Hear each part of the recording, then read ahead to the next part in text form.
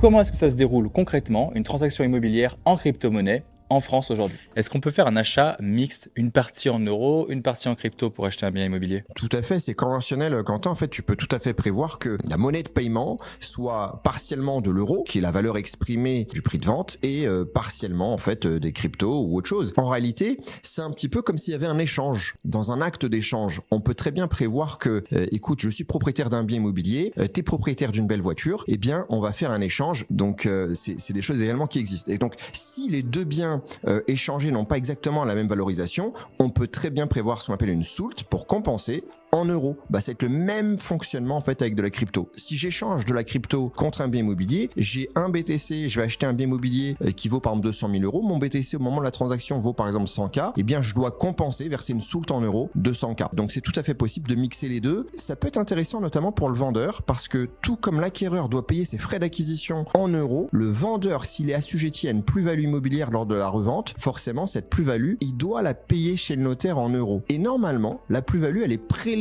directement sur le prix de vente par le notaire. Ce qui veut dire que si tu as un paiement full crypto ou quasiment full crypto, c'est le vendeur qui va devoir faire un virement en amont chez le notaire pour que le notaire dispose du montant de la plus-value obligatoirement avant de constater le transfert de propriété.